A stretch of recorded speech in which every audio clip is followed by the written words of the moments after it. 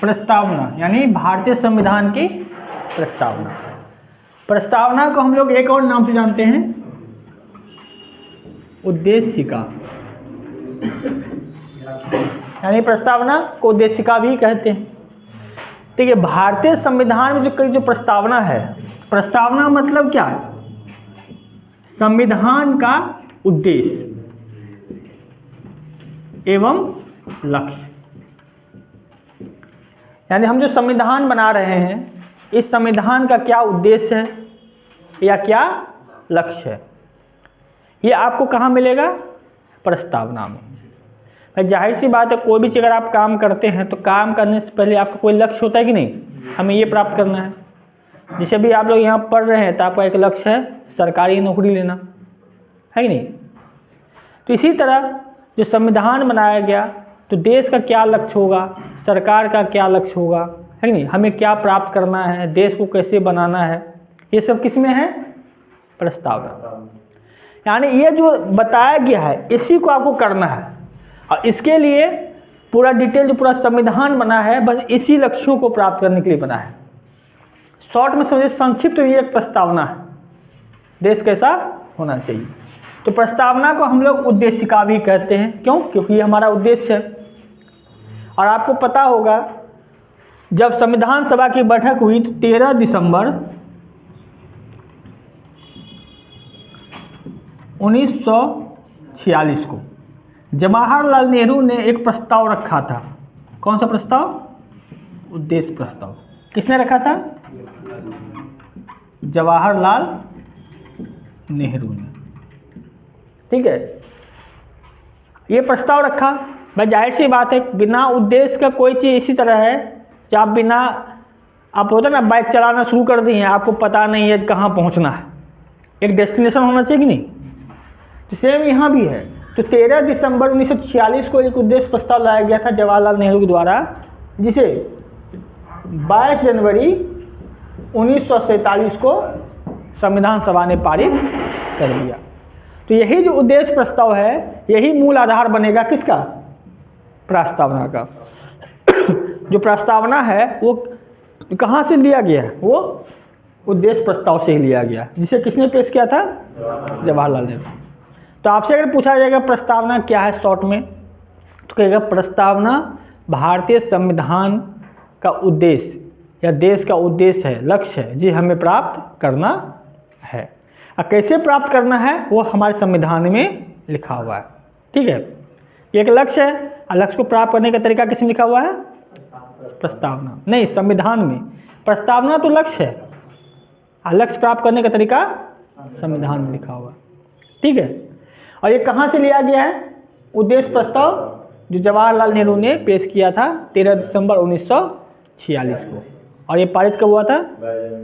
22 जनवरी 1947 को। अब देखिए इसमें क्या है, जब हम लोग ये सब देखते हैं तो आपको इसमें हर शब्द का अर्थ समझ में आना चाहिए। ठीक है, प्रस्तावना का जो हर शब्द है वो आपके काम का है। जैसे पहला शब्द है हम भारत के लोग, है कि नहीं? उसके बाद है संपूर्ण प्रभुत्व संपन्न, समाजवादी, पंथ निरपेक्ष, लोकतांत्रिक गणराज्य, सामाजिक, आर्थिक और राजनीतिक न्याय, विचार, अभिव्यक्ति, विश्वास एवं धर्म की और उपासना की स्वतंत्रता, प्रतिष्ठा और अवसर की समता, ये सब आपको याद रखना है। ठीक है, अखंडता, एकता और बंधुत्व भी याद रखना है। तो एक एक करके हमको समझना है। तो सबसे जो पहला पॉइंट है हम भारत के लोग, यानी भारतीय संविधान की शुरुआत इसी लाइन से होती है, हम भारत के लोग से। तो हम भारत के लोग का मतलब क्या? यहाँ भारत के लोग की बात कही गई है, यहाँ कोई जाति धर्म की बात नहीं की गई है। तो हम भारत के लोग का अर्थ होता है भारत के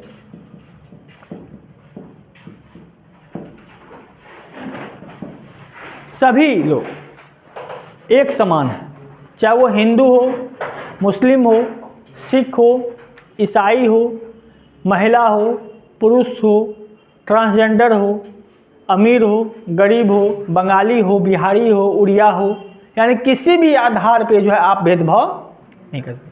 क्या इसको देख के लगता है हम कहाँ की बात कर रहे हैं? बिहार के लोगों की बात कर रहे हैं कि पंजाब के लोगों की बात कर रहे हैं?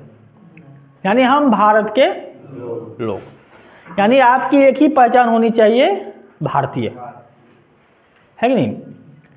तो ये पहला लाइन का अर्थ ये है, यहाँ इसके अलावा आपकी कोई दूसरी पहचान होनी ही नहीं चाहिए। ये सीधा एक छोटा सा लाइन है, इसका अर्थ बहुत है। यहाँ किसी भी तरह का भेदभाव नहीं होना चाहिए, ना जाति के नाम पे, ना धर्म के नाम पे, ना अमीरी गरीबी के नाम पे, ना महिला पुरुष के नाम पे, ना क्षेत्र के नाम पे, है कि नहीं। यहाँ सब एक समान है। इसका आपको कहाँ दिखेगा? वोटिंग अधिकार में।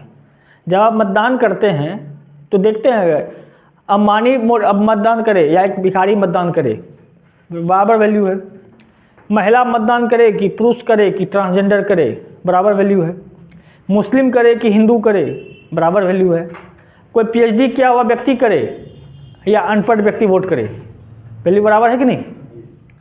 तो ये इस लाइन को क्लियर प्रूव करने के लिए बहुत सी संविधान में लाइन है आपको।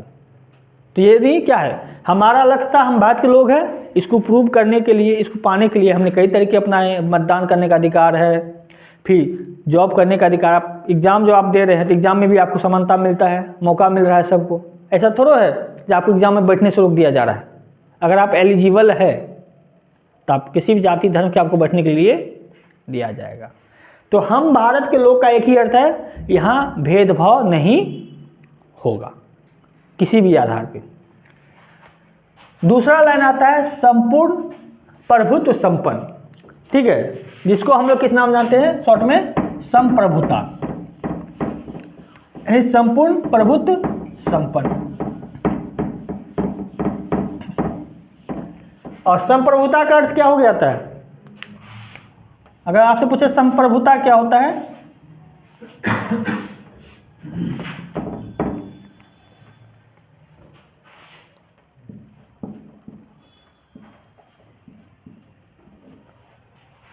किसे कहते हैं संप्रभुता? संप्रभुता होता है निर्णय लेने की शक्ति, यानी निर्णय लेने की आज़ादी। जैसे भारत एक देश है, तो भारत क्या है? संपूर्ण प्रभुत्व संपन्न, यानी भारत अपने देश के लिए कोई भी कानून बना सकता है, पूरी तरह से वो क्या है, आज़ाद है। ऐसा नहीं हम कानून बना रहे, उधर से अमेरिका आके कहे भाई ये कानून आप नहीं बना सकते हैं, या पाकिस्तान कहे या कोई कहे भाई मेरा देश, हम अपना कानून बनाएंगे। तो संप्रभुता क्या होता है? जो निर्णय लेने की शक्ति। तो ये आपको हमको पूरी तरह आप पूरी तरह संप्रभु नहीं है। हम कोई ऐसा नियम नहीं बना सकते हैं अपने लिए जो देश को नुकसान पहुंचे। मान के चलिए हम नियम बना दिए कोई, तो सरकार चाहे केंद्र सरकार हमें रोक सकती है कि नहीं? बिहार सरकार हमें रोक सकती है, यहाँ तक कि आपके गांव का पंचायत का मुखिया भी रोक सकता है। अब आप सड़क पे घर बना दिए तो कर सकते कि नहीं? लेकिन जब भारत सरकार कोई काम करती है तो उसको कोई रोकने वाला नहीं होता। हाँ, भारत के लोग रोक सकते हैं, बिहार के लोग रोक सकते हैं, लेकिन कोई दूसरा देश नहीं रोक सकता है। हम लोग क्यों रोक सकते हैं? क्योंकि हम लोग जनता है, इस देश के नागरिक है, तो हमें ये पूरा अधिकार है। तो संप्रभुता का अर्थ होता है निर्णय लेने की शक्ति, यानी हम जो है भारत है अपने देश के हित में जो भी चाहे वो निर्णय ले सकते हैं, कोई हमको रोकने वाला नहीं है, ठीक है। जैसे एक चीज बात मान चलिए, जो एक कोई कंपनी है, चलिए टाटा कंपनी है, और एक है भारत और एक है बिहार।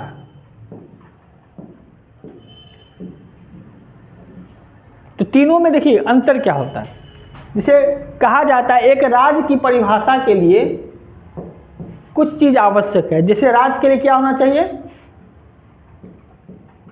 क्षेत्र होना चाहिए,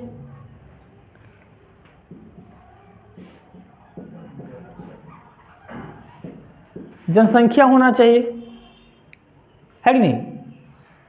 और क्या होना चाहिए? संप्रभुता होनी चाहिए। चलिए नियम, संविधान या नियम भी होनी चाहिए। तो देखिए क्षेत्र भारत सरकार के पास भी है, टाटा का भी क्षेत्र होगा, जमीन होगा अपना, और बिहार सरकार के पास भी है। जनसंख्या भारत के पास भी है बिहार के पास में टाटा का भी स्टाफ होगा कि नहीं, लेकिन एक चीज़ की कमी है इसमें, संप्रभुता। ये बिना भारत सरकार के या उसके विरोध में कोई नियम निर्णय नहीं ले सकता है, ना ही बिहार सरकार। कुछ सीमाएं हैं, जैसे मान लीजिए कुछ अधिकार दिया गया है, ये अधिकार इतना दिया है जिससे भारत के संविधान या भारत के कानून को नुकसान ना पहुंचे। लेकिन इस तीनों में भारत को एक यही एक्स्ट्रा पावर मिला है, संप्रभुता का, क्योंकि अपने क्षेत्र के लिए कोई भी कानून बना सकता है। लेकिन ये दोनों कानून बनाने से पहले इस पर निर्भर करेगा कि कोई ऐसा कानून नहीं बना देगा जो भारत सरकार के विरोध में हो। हाँ, भारत सरकार इस कानून में बदलाव कर सकता है, ठीक है। तो संप्रभुता मतलब एक लाइन निर्णय लेने की शक्ति। तीसरा आता है समाजवाद।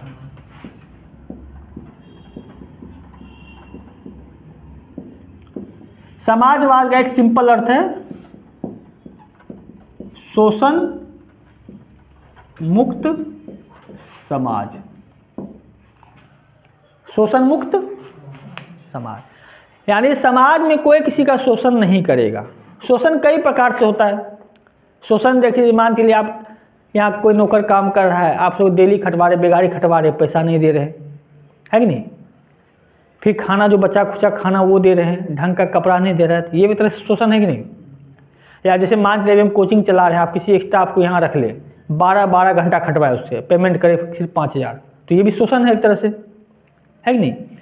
तो शोषण होता है, चाहे वो आपको सामाजिक तौर पे हो या आर्थिक तौर पे हो या मानसिक तौर पे भी शोषण होता है।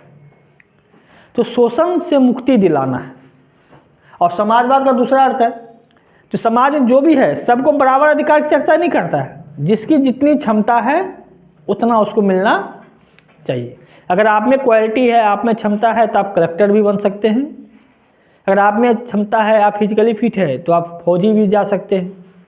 यानी अगर आप में क्षमता है तो आपको कोई रोकेगा नहीं, और ना ही कोई किसी को दबाएगा। यहाँ पे दबाएगा मतलब उसके, जैसे मान चलिए आप अपने गांव के सबसे पढ़ने में आगे है, लेकिन कोई आपको पढ़ने से रोक नहीं सकता अगर आपकी इच्छा है तो ऐसा समाज बनाना है जिसमें शोषण के लिए कोई जगह ना हो।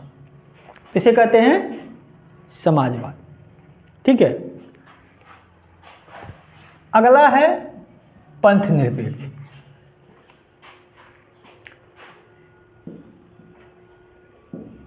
निरपेक्ष मतलब होता है, क्या होता है निरपेक्ष मतलब?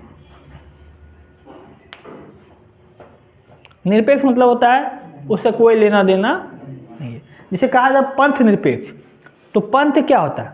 अगर आपसे पूछे पंथ मतलब एक विशेष समुदाय जो किसी नियम को मानता है। तो हिंदू क्या है? हिंदू धर्म है कि पंथ है? पंथ है, ठीक है। पंथ होता है एक विशेष समुदाय जो किसी नियम को मानता हो। जैसे हम लोग एक नियम को मानते हैं तो हम लोग हिंदू समुदाय, हिंदू पंथ हो गए। इस्लाम का अपना अलग पंथ है, सिख का अलग है, ईसाई का अलग है, ठीक है। तो भारतीय संविधान को में प्रस्तावना में पंथ निरपेक्ष की चर्चा की गई है। इसका मतलब भारत जो है किसी विशेष पंथ का नहीं है, वो सबके लिए है कि नहीं। ऐसा नहीं जो हिंदू के हिसाब से चले, ऐसा नहीं इस्लाम के हिसाब से चले। यहाँ पे सारे धर्म को बराबर मान्यता दिया गया है। आप अगर हिंदू है तो आप इस्लाम को भी मान सकते हैं, आप भगवान को नहीं भी मान सकते, ये आपकी अपनी स्वतंत्रता है। जो आगे चल के पढ़िएगा आर्टिकल 25 में, यानी अनुच्छेद 25 में क्या होगा? अंतःकरण की स्वतंत्रता। आप जिस धर्म को मानना चाहते हैं मानिए, अगर नहीं मानना है तो नहीं मानिए, कोई आपको रोकने टोकने वाला नहीं है।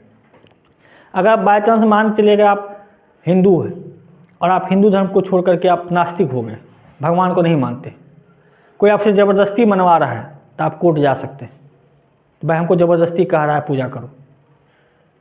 वो आपके मूड पे डिपेंड करता है, आपकी इच्छा पे डिपेंड करता है, मानिए नहीं मानिए। पंथ निरपेक्ष कहा गया, देश जो है पंथ निरपेक्ष होगा। कैसा है पंथ निरपेक्ष होगा? क्योंकि यहाँ का कानून किसी धर्म के अनुसार नहीं चलेगा। यानी कानून बनाते समय हम लोग पंथ की चर्चा नहीं करेंगे, ऐसा नहीं जो कर दिए भाई गौ हत्या पे पाबंदी, फिर क्या कहते हैं पशु हत्या पे पाबंदी, ये सब धर्म के हिसाब से नहीं चलेगा, ये मानवता या क्या कहते हैं जीव के हिसाब से चलेगा। और पंथ निरपेक्ष करने का मतलब ये मत मानिएगा जो यहाँ पे कोई धर्म का वैल्यू या पंथ का कोई वैल्यू नहीं है। आपका वैल्यू है, आपको जो मानना है मानिए, लेकिन सरकार जो है कानून बनाते समय, नियम बनाते समय पंथ पे ध्यान नहीं देगा। ठीक है। अच्छा, इस जगह मान के चलिए पंथ जगह पे हम लिख देते धर्म निरपेक्ष, तो क्या ये सही होता या गलत होता?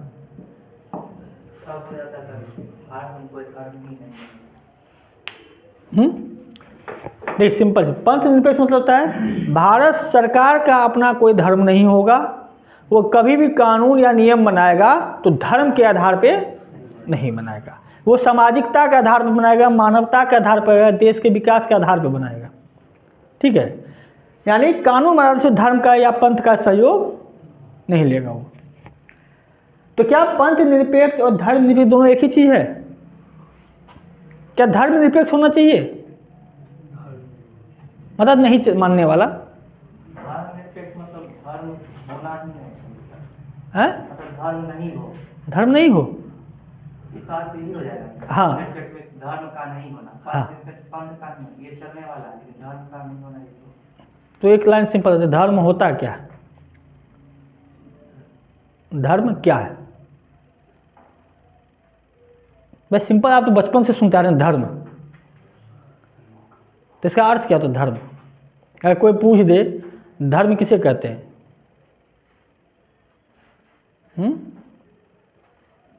जो हमें बताइए, आप धर्म के नाम पे लड़ने के लिए तैयार है लेकिन धर्म के बारे में नहीं जानते। देखिए, धर्म का अर्थ होता है कर्तव्य। धर्म का अर्थ क्या अर्थ होता है? कर्तव्य। कोई भी व्यक्ति धर्म निरपेक्ष कभी नहीं हो सकता, या कोई भी देश। ये कर्तव्य क्या, आपका ड्यूटी क्या है? जैसे मान चलिए अभी हम टीचर हैं, तो मेरा धर्म क्या कहता है? पढ़ाना।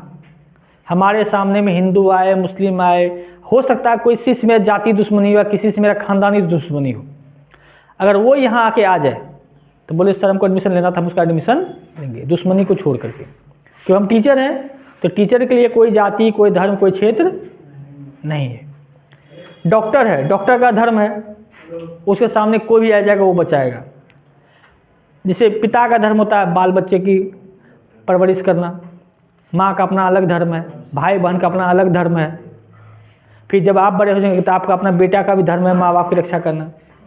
आपका धर्म है आप जिस गांव से हैं उस गांव के विकास में सहयोग करना, जिस राज्य में है उसके विकास में सहयोग करना, जिस देश में है उसके विकास में सहयोग करना, यहाँ तक कि मानवता के आधार पर भी सहयोग करना पूरे विश्व का। तो हर व्यक्ति का अपना अलग अलग धर्म है, तो धर्म को मानना ही, तो धर्म कभी निरपेक्ष नहीं हो सकता है, धर्म तो आपको मानना ही पड़ेगा। और जिसके पास धर्म नहीं है उसी को कहते हैं अधर्मी, पापी। तो अधर्मी पापी कोई राक्षस नहीं है। अब मान चले हम टीचर हैं, हम कहे भाई नहीं ये मेरे कास्ट का नहीं है, इसको नहीं पढ़ाएंगे, भागो यहाँ से। हम देख ले भाई मेरे कास्ट का है, उसको फ्री में, दूसरे कास्ट को हम ज़्यादा पैसा ले रहे हैं, तो ये हो गया अधर्म। तो ये एक टीचर के या शिक्षक के धर्म के विरुद्ध हो, इसे कहते हैं धर्म निरपेक्ष। ठीक है। आप डॉक्टर के पास गए, डॉक्टर जैसे छू नहीं रहा किसी को, नहीं भाई गंदा इसको नहीं छुएंगे। पुलिस के पास गए, पुलिस अमीर गरीब देख करके भेदभाव कर रहा है, तो हो गया अधर्म, उसे कहते हैं भ्रष्टाचार। तो धर्म का मतलब होता है कर्तव्य। और याद है कभी भी धर्म निरपेक्ष कोई नहीं हो सकता है, और जो धर्म निरपेक्ष होता है उसी को पापी या अधर्मी कहा जाता है हिंदू धर्म के हिसाब से। यहाँ पंथ निरपेक्ष लिखा गया है। पंथ मतलब वो होता है समुदाय, जो हिंदू मुस्लिम सिख ईसाई करें वो होता है पंथ। हाँ, निरपेक्ष क्यों होना चाहिए? क्योंकि देश की सरकार कानून बनाते समय, नियम बनाते समय किसी धर्म का सहयोग नहीं करेगा। भाई इस देश में हिंदू भी है, मुस्लिम भी है, सिख भी है, ईसाई भी है, पारसी भी है, बौद्ध भी है, जैन भी है। अब मान चलिए भारत का कानून हम हिंदू के हिसाब से चलाने लगे, तो उन लोग के साथ भेदभाव होगा कि नहीं? और भेदभाव होगा तो हम पहला लाइन ही गलत कर देंगे हम भारत के लोग, क्यों? हम तो भेदभाव कर रहे हैं ना खुद। तो कानून बनाते समय पंथ निरपेक्ष होना चाहिए, ना कि धर्म निरपेक्ष। ये कभी गलती से नहीं कीजिएगा। भारतीय संविधान में धर्मनिरपेक्ष की चर्चा नहीं की गई, भारतीय संविधान में पंथनिरपेक्ष की चर्चा की गई है। तो यहाँ तक लिखिएगा, इसको बंद कर दीजिए था।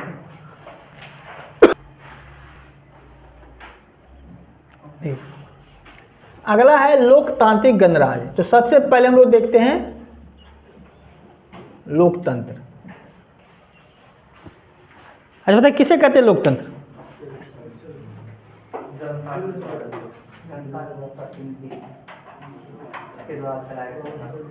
लोकतंत्र का अर्थ है जहां की सरकार किसके द्वारा चुनी जाती है? जनता के द्वारा, उसे कहते हैं लोकतंत्र। यानी जनता के द्वारा चुनी गई सरकार, यानी जिस देश में सरकार जनता के द्वारा चुनी जाती है तो उस देश को क्या कहते हैं? लोकतंत्र। यानी जनता के प्रतिनिधि ही आगे चल करके मंत्री बनते हैं, वही देश के विकास के लिए नीति का निर्धारण करते हैं। तो नीति निर्माण करने की जिम्मेदारी किसकी दी गई है? जनप्रतिनिधि की। और वो जनप्रतिनिधि किसके द्वारा चुना गया है? जनता की। तो एक तरफ से जनता ही नीति निर्धारण करती है, ठीक है। अब भारतीय संविधान का सबसे सर्वोच्च शक्ति किसको दिया गया है? जनता को ही, क्योंकि जनता के द्वारा ही जो चुना गया व्यक्ति ने शासन करता है, वही नियम बनाएगा, वही कानून बनाएगा, वही नीति बनाता है कि नहीं? अगर आपसे सिंपल पूछा जाए, चलिए एक गांव का मुखिया है और एक जिला का डीएम है, ठीक है। चलिए ऑप्शन है ये ए, ये ऑप्शन बी, ये ऑप्शन सी में दे दिए मुख्य सचिव, और ये ऑप्शन डी दिए वार्ड सदस्य। तो आप बताइए चारों में सीक्वेंस से सबसे ज्यादा ताकतवर कौन है संविधान के हिसाब से?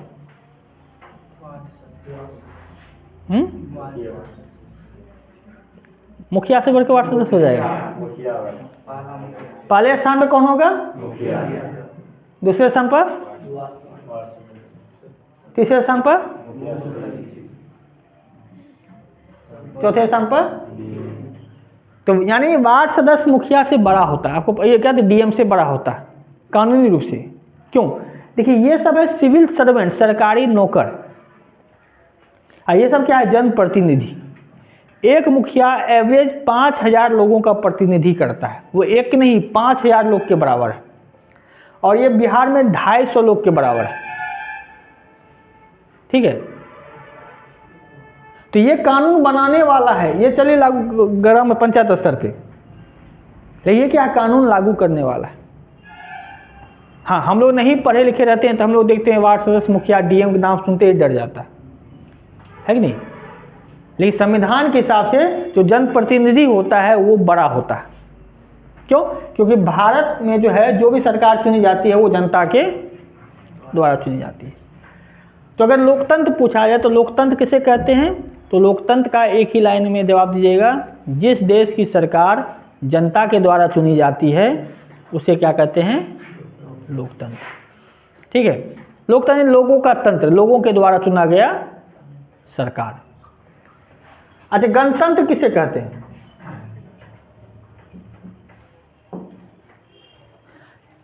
इंग्लिश में इसे कहते हैं डेमोक्रेसी, ऐसे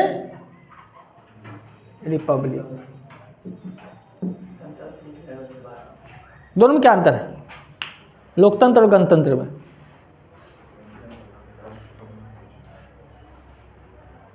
बताइए आप लोग ग्रेजुएशन में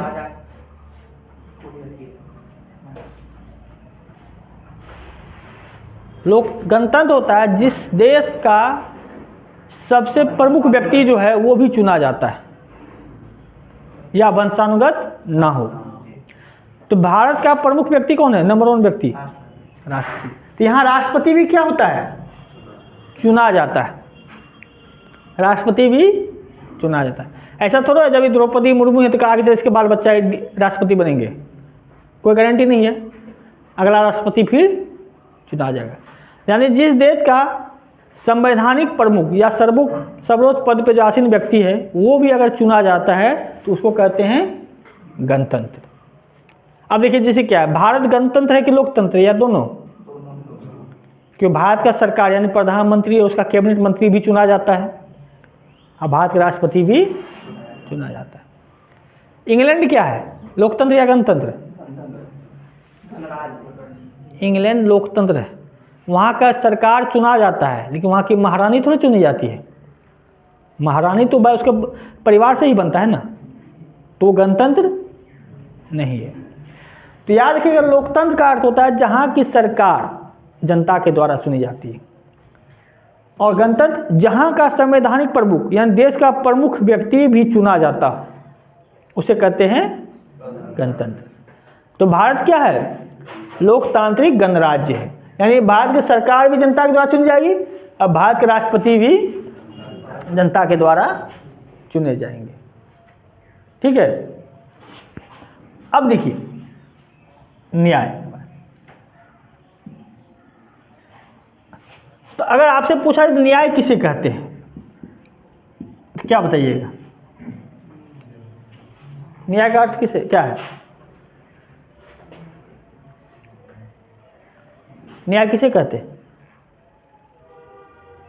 न्याय का भी एक ही अर्थ होता है, भेदभाव को समाप्त करना। अब ये नहीं सोचे कोर्ट वाला जज वाला ये सब न्याय, वो भी एक न्याय का एक भाग है। ठीक है। यहाँ न्याय का अर्थ होता है भेदभाव को समाप्त करना। अब हमारे संविधान में या प्रस्तावना में कितने प्रकार के न्याय की बात की गई है? 3 प्रकार, सामाजिक, आर्थिक और राजनीतिक। ये एक बार पूछा जा चुका है यूपीएससी के एग्जाम में, जो भारतीय प्रस्तावना या संविधान में कितने प्रकार के न्याय की बात की गई है? 3 प्रकार, सामाजिक, आर्थिक और राजनीतिक। ठीक है। ऐसे भी सवाल पूछ सकता है। न्याय मतलब भेदभाव को समाप्त करना है। तो पहला जो है सामाजिक न्याय। तो सामाजिक न्याय का मतलब होता है क्या? समाज में जो भेदभाव है उसको समाप्त करना। तो समाज में भेदभाव कैसे होता है? एक तो जाति के नाम पे भेदभाव है, सवर्ण, दलित, पिछड़ा, इसको समाप्त करना है। समाज में महिला पुरुष के नाम पे भेदभाव है, उसको समाप्त करना है। समाज में धर्म के नाम पे भेदभाव है, तो इसको समाप्त करना है। तो सामाजिक न्याय मतलब क्या होता है? जो जाति, धर्म, लिंग के आधार पे भेदभाव है उसको समाप्त करना, ये होता है सामाजिक न्याय। सबको बराबर अधिकार मिलना चाहिए, चाहे वो दलित हो या सवर्ण हो, हिंदू हो या मुस्लिम हो, सबको बराबर अधिकार मिलना चाहिए। ऐसा नहीं है कि भाई सवर्ण है तो उसको ज़्यादा प्रेफरेंस दिया जाए, दलितों को दबाया जाए। तो पहला लक्ष्य क्या होना चाहिए? सामाजिक न्याय को बढ़ावा देना है। दूसरा क्या है? आर्थिक न्याय। आर्थिक न्याय क्या अर्थ होता है? जो हर व्यक्ति को इनकम करने यानी आय प्राप्त करने का अधिकार होना चाहिए। आप इसको रोक नहीं सकते। जैसे मान के चलिए कोई संस्था या कोई कंपनी है, आप किसी भी धर्म के हो, जाति को हो, आपको वहाँ काम करने से रोक नहीं सकता है। आपको इस आधार पे नहीं छांट सकता, अरे ये दलित है इसको हटाओ, यहाँ काम करने नहीं देंगे, अरे ये मुस्लिम है इसको काम करने नहीं देंगे, ये ट्रांसजेंडर है इसको काम करने नहीं देंगे। तो ये गलत हो जाता है। अगर आप में क्षमता है, आप उस काम के लायक है, तो आप काम कर सकते हैं। आपको इस आधार पे नहीं छोड़ा जा सकता है आप किसी विशेष जाति के हैं या विशेष धर्म के हैं। ठीक है। उसके अलावा कहीं भी जाइए, जैसे आप देखते वोट देने का अधिकार ही कह रहे हैं, आर्थिक न्याय मिलना चाहिए। ऐसा ज़्यादा पैसा वाला ज़्यादा महत्व उसको मिल जाए, लेकिन रियल में ऐसा होता नहीं, पैसे वाले को ही महत्व मिलता है। ये संविधान के हिसाब से क्या है? आपको आय का पूरा मौका मिलेगा, आपको जाति, धर्म या लिंग के आधार पे आपको कमाने से, काम करने से कोई रोक नहीं सकता। उसके बाद है राजनीतिक न्याय। इसका अर्थ है आप चुनाव में खड़े हो सकते हैं, मतदान कर सकते हैं। अगर कोई व्यक्ति आपको मतदान करने से रोकता है या ज़बरदस्ती मतदान करवा देता है, इसको दो, या आपको ये कहता है नहीं आप चुनाव में खड़े नहीं होंगे, तो एक तरह से संविधान का उल्लंघन है वो, कि हमारा ये संवैधानिक अधिकार है कि हम चुनाव में खड़े भी हो सकते हैं, मतदान भी कर सकते हैं और अपने हिसाब से मतदान कर सकते हैं, है कि नहीं। अगर बाई चांस मान चलिए, अगर जैसे कह दिया गया अब ये जनरल सीट है और अगर आप 21 साल से ज़्यादा है तो आप खड़े हो सकते हैं, कोई आपको रोकने टोकने वाला नहीं है।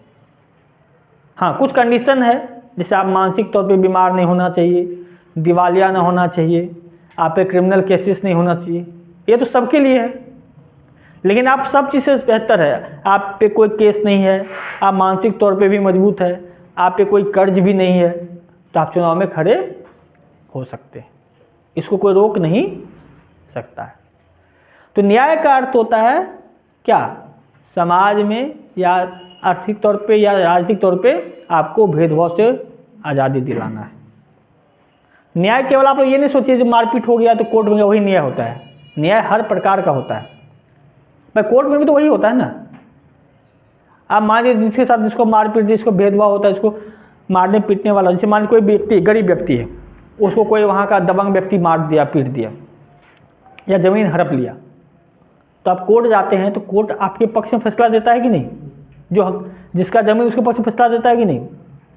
या कोई गरीब व्यक्ति है, उसको वकील रखने का पैसा नहीं है, तो कोर्ट जो है अपने तरफ से एक वकील भी देती है उसको, ताकि आपके तरफ से कोई केस लड़े। तो पूरा मौका देती है कोर्ट। कोर्ट भी वही काम करती है, जो जिस गरीब के साथ या किसी भी आधार पे भेदभाव हुआ है, जिसको दबाया गया, से घर ज़मीन सब छीन लिया गया है, तो कोर्ट उसको अगर पैसा नहीं है तो अपनी तरफ से वकील देती है, ताकि अपना पक्ष रख सके। तो वो भी तो भेदभाव समाप्त करना ही है ना। तो आपसे यहाँ सवाल पूछेगा, जो न्याय कितने प्रकार के हैं भारतीय संविधान में, तो 3 प्रकार के, सामाजिक, आर्थिक और। देखिए एक बार सवाल पूछा था, निम्नलिखित में किस न्याय की बात नहीं की गई है भारतीय प्रस्तावना में। एक में था सामाजिक, बी में था धार्मिक, सी में था आर्थिक और डी में है राजनीतिक। तो क्या लगना चाहिए सर? धार्मिक न्याय की चर्चा यहाँ नहीं की गई है। किसकी चर्चा दोनों पहले कहते हैं, पंथ निरपेक्ष। ये राज का काम नहीं है धर्म के आधार पर निश्चित करना, है कि नहीं। अब मान के चलिए आप कहिएगा धार्मिक न्याय की बात है, कोई कहेगा भाई हमको गौ हत्या करना जरूरी है, ये मेरे धर्म की बात, स्वतंत्रता है। कोई कहेगा हमको ये मारना जरूरी है, अब बीच रैली भी निकाल देगा, तो भाई इससे देश का नुकसान भी होता है ना। तो इसलिए भारतीय संविधान में केवल 3 न्याय की बात की गई है, सामाजिक, आर्थिक और राजनीतिक। ठीक है, तो पहले यहाँ तक लिखिएगा, रोक दीजिएगा, नहीं एक हल समय है। देखिए न्याय तो देख ही लिए, अब क्या किया, हमारे संविधान में स्वतंत्रता कितनी मिली है, विचार की, अभिव्यक्ति की, विश्वास की, धर्म की और उपासना की। विचार मतलब क्या है, आप कोई भी विचार, जैसे मान लीजिए बिजनेस करना चाह रहे हैं या कोई भी नया चीज़ खोज करना चाह रहे हैं, तो आपको उससे करने से कोई रोक नहीं सकता, आप अपने विचार को फैला सकते हैं। अभिव्यक्ति क्या है, बोलने की स्वतंत्रता। जैसे मान चलिए अभी हम क्लास है, हमने आपको अभिव्यक्ति की स्वतंत्रता दी है, तो इसका अर्थ है आप जो चाहे वो हमसे सवाल कर सकते हैं। क्लास में अगर आपको कुछ समझ में नहीं आ रहा है तो आप हमसे सवाल कर सकते हैं। अगर आपको मेरे किसी खास व्यवस्थित कार्य से आपको समस्या हो रही है, चाहे मेरे बोलने से समस्या हो रही है या कुछ भी समस्या हो रही है, तो आप यहाँ पे बोल सकते हैं। तो उसी तरह से सरकार में से मान चलिए कल देखा होगा आपने, धरना प्रदर्शन हुआ, तो ये सब क्या है, ये अभिव्यक्ति की स्वतंत्रता है। यानी हम सरकार के इस नियम, इस कानून का विरोध करते हैं, तो हम सरकार के खिलाफ बोल भी सकते हैं।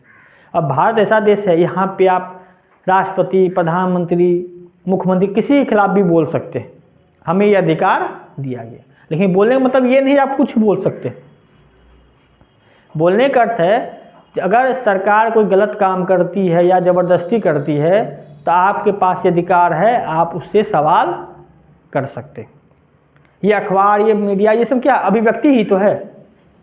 आप फेसबुक पे, ट्विटर पे, कहीं भी आप डाल सकते हैं। लेकिन याद रखिएगा, लॉजिकल होना चाहिए, बेकार की बातें नहीं होनी चाहिए, ज़बरदस्ती नहीं होनी चाहिए। अभिव्यक्ति यानी बोलने की स्वतंत्रता, और जिस देश में बोलने की स्वतंत्रता नहीं होती है उसी को कहते हैं तानाशाही देश, जो सरकार के खिलाफ कुछ नहीं बोल सकता है। अरे भाई सरकार के खिलाफ बोलिएगा तभी तो पता चलेगा ना सरकार को क्या समस्या है। अब देखिए सरकार दिल्ली की सरकार है, अब यहाँ पे हम लोग कुछ सवाल नहीं खड़ा करेंगे, विद्रोह नहीं करेंगे, आंदोलन नहीं करेंगे तो सरकार को कैसे पता चलेगा वो गलत कर रहे हैं। तो सरकार जब पता चलता रहे इस पूरा भारत लोग विरोध कर, तो कुछ गलती हमसे हो गया है तो उसमें सुधार करते हैं कि नहीं? तो सुधार करना ही, क्योंकि भाई सुधार करना ही आवश्यक है। आप मेरे लिए कानून बना रहे हैं लेकिन उससे हमको नुकसान हो रहा है तो हम तो विरोध करेंगे ही। अगर आप डर के नहीं कह रहे हैं तो इसका मतलब आपको अभिव्यक्ति की स्वतंत्रता नहीं मिल रही। जिस देश में सरकार दबा देती है मार मार के, समझ लीजिए उसको अभिव्यक्ति की स्वतंत्रता नहीं है। तो लोकतांत्रिक देश में सबसे बड़ा शक्ति जो होता है वो क्या है? अभिव्यक्ति। बोलना आपको चाहिए, चाहे वो क्लास हो चाहे वो बाहर कहीं भी हो। लेकिन एक अर्थ है, बोलने का अर्थ ये ना आप कुछ भी बोल दीजिए, आपके पास लॉजिक होना चाहिए, प्रूफ होना चाहिए, तभी बोलिए, ज़बरदस्ती नहीं बोलिए। तब आप पे उल्टा केस हो जाएगा मानहानि का। आप किसी को जानबूझ करके किसी के बारे में गलत नहीं बोल सकते अगर आपके पास प्रूफ नहीं है तो। विश्वास की भी है, धर्म और उपासना की भी स्वतंत्रता है। मतलब आप जिस धर्म को मानना है, आप हिंदू को मानिए, मुस्लिम को मानिए, ईसाई धर्म को मानिए, सिख को मानिए या नहीं मानिए, कोई आपको कुछ कहने वाला नहीं है। अब मान चलिए कोई कहता है बस सावन में मीट नहीं खाना चाहिए, आप खाइए, आपकी इच्छा तो आप खाइए, कोई रोकने टोकने वाला नहीं है कि नहीं? यानी कोई आपको ज़बरदस्ती नहीं कर सकता, बिना नहाए खाना नहीं खा सकते, बिना पूजा किए खाना नहीं खा सकते हैं, आपको सुबह कर हनुमान चालीसा पढ़ना ही पढ़ना है। ये हमारे मन की बात है, ये आस्था का विषय है ना। कोई भी चीज़ ज़बरदस्ती थोड़ा होता है। अगर आपको अच्छा लगता है तो आप कीजिए, नहीं लगता है तो नहीं कीजिए। आप किसी को ये भी नहीं कर सकते हैं भाई तुम गलती बेकार ये काम कर रहे हो, वो उसकी अपना विषय है।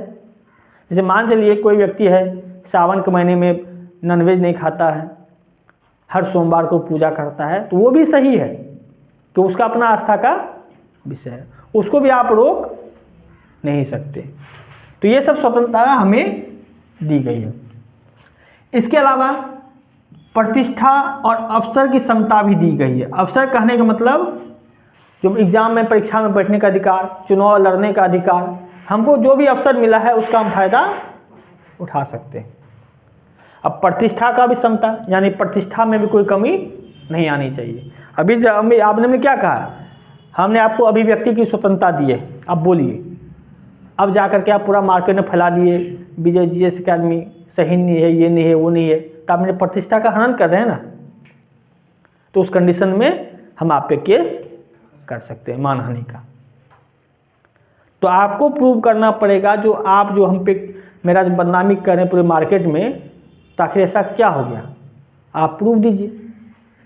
अगर आप सही रहेंगे तब चलिए कोई बात नहीं, अगर आप गलत हो गए तो आप पे केस चलेगा मानहानि का, जो बहुत ही खतरनाक केस होता है। आइए हमारे कहाँ है, मूल अधिकार में दिया गया है, कोई किसी के प्रतिष्ठा का हनन नहीं कर सकता है। आप फेसबुक व्हाट्सएप पे किसी के बारे में आप उल्टा सीधा नहीं लिख सकते।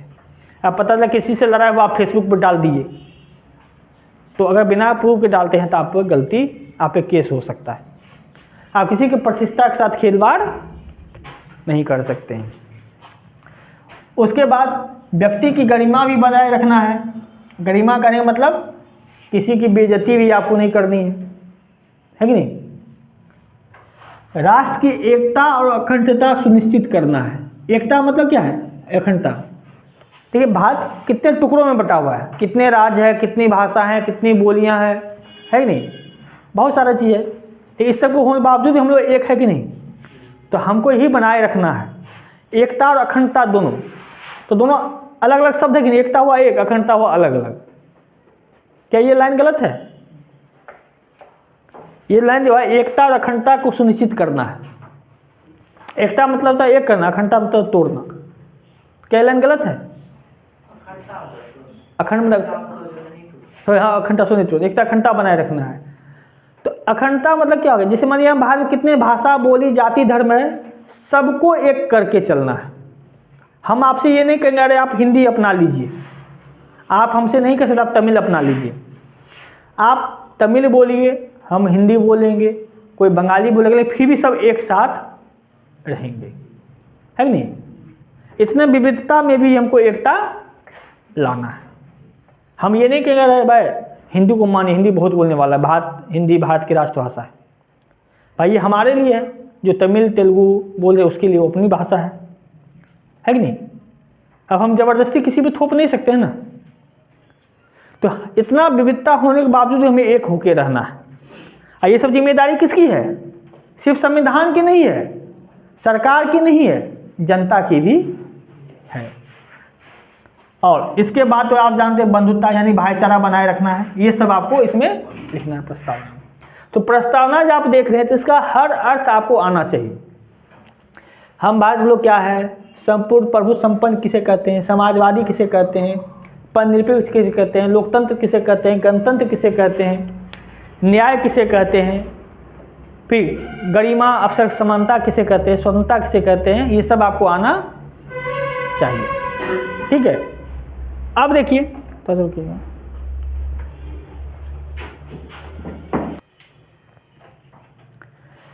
प्रस्तावना जो है, तो प्रस्तावना पे कई बार चर्चा भी हुई है सुप्रीम कोर्ट में। तो कई बार लोगों को ये लगता था कि प्रस्तावना है ये संविधान का हिस्सा है या नहीं है। तो इसमें सबसे ज़्यादा चर्चा किस पे चला है, प्रस्तावना संविधान का हिस्सा है या नहीं है। अगर संविधान का हिस्सा है तो इसमें बदलाव भी कर सकते हैं, और संविधान का हिस्सा नहीं है तो इसे बदलाव नहीं कर सकते। तो सबसे पहले एक केस आया था बेरुवाड़ी यूनियन केस 1960। इसमें सुप्रीम कोर्ट ने क्या, यानी उच्चतम न्यायालय ने क्या कहा, जो संविधान ये प्रस्तावना जो है वो संविधान का हिस्सा नहीं है।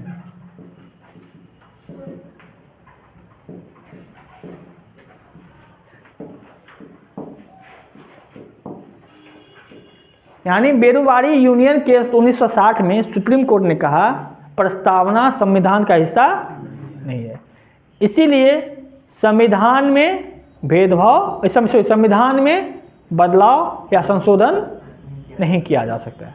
भाई संशोधन तो संविधान में होगा ना, और जब ये संविधान का हिस्सा है ही नहीं तो संशोधन कैसे होगा। लेकिन आगे चल करके एक केस आएगा, याद करिए ये केस बहुत इंपॉर्टेंट है, केशवानंद एवं केरल राज केस 1973। और इसमें कहा गया जो प्रस्तावना जो है संविधान का हिस्सा है। यानी केशवानंद एवं केरल राज, केशवानंद बनाम केरल राज केस 1973 में कहा गया प्रस्तावना क्या है, संविधान का हिस्सा है, इसलिए संविधान में संशोधन किया जा सकता है। और इसी के आधार पर जब 42वां संविधान संशोधन हुआ, 42वां संविधान संशोधन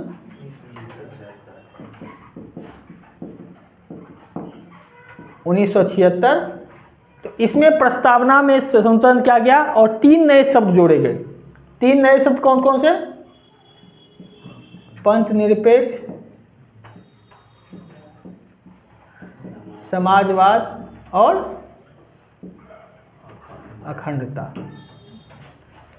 फिर से समझिए, पहली बार जब केस हुआ था 1960 में, तो उसमें कहा गया था, सुप्रीम कोर्ट ने कहा प्रस्तावना संविधान का हिस्सा नहीं है, इसलिए प्रस्तावना में संशोधन नहीं किया जा सकता है। लेकिन आगे चल के केशवानंद बनाम केरल राज में कहा गया संविधान का हिस्सा है प्रस्तावना, इसलिए इसमें संशोधन किया जा सकता है। और इसी आधार पर 42वां संविधान संशोधन हुआ 1976 में, जिसमें प्रस्तावना में 3 शब्द जोड़ा गया, पंथनिरपेक्ष, समाजवाद और अखंडता। ये सबसे फेवरेट क्वेश्चन हो जाता है किसी भी एग्जाम का, ठीक है। तो ये था आपका प्रस्तावना, ठीक है। आज के लिए